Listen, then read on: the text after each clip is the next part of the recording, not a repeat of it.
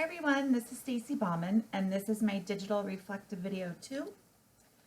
We're supposed to be talking about our goals and values and how they may compare and contrast with the goals and values of families with special needs children.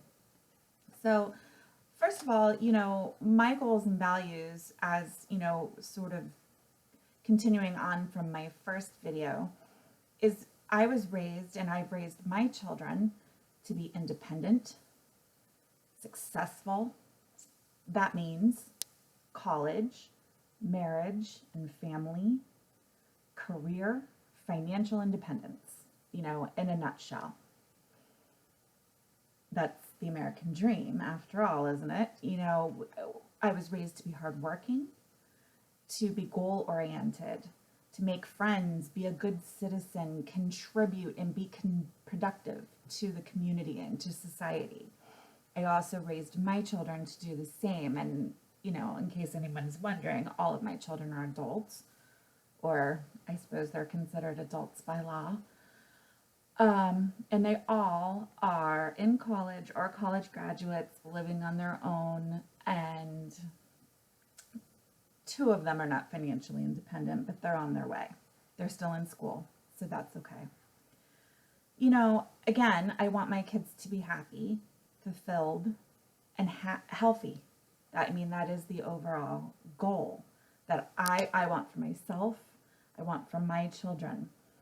I feel that for families of disabled children, they want a lot of the same things. However, these things are relative. They might have goals, but their goals may be different. There might be perhaps much different goals.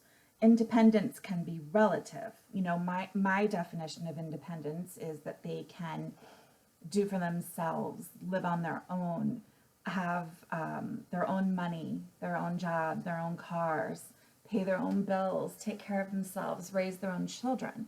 For families of disabled children, their definition of independence may be as simple as their child is able to bathe and dress and feed themselves. And that might be their definition of success, their definition of independence.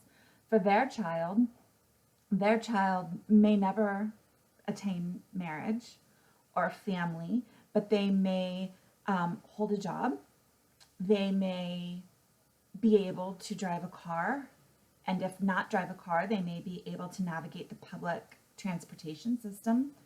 They may be able to, like I said, bathe and care for themselves, and that is a huge success for that particular child, that particular family, and those were their goals, and their goals were attained. And if that is what they are, then that is fantastic. That is a fantastic win. Their children, my children, to contribute and be productive to society. I want them to volunteer. I want them to hold careers that are fulfilling, that help people, or at the very least, they're paying taxes, they're following the laws, they're raising their children to be law-abiding, polite, and empathetic, compassionate people. For parents of disabled children, their definition of being productive could be, again, that they're able to feed the family pet, that they're able to get up, get dressed, get themselves to their job, and get back home.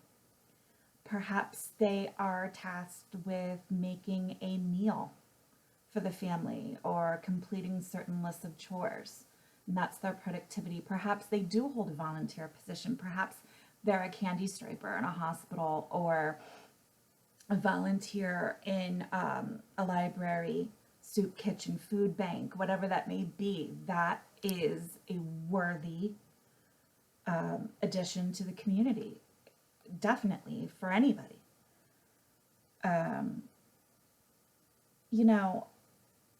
I don't think that my goals for myself, for my children, are any different from the goals of parents of disabled children. I just simply think that, like I said, it's all relative. My definition of independence, success, college, marriage, family, career, financial independence, that's my definition. Some people may say that's most people's definition. Well, again, most is not all. And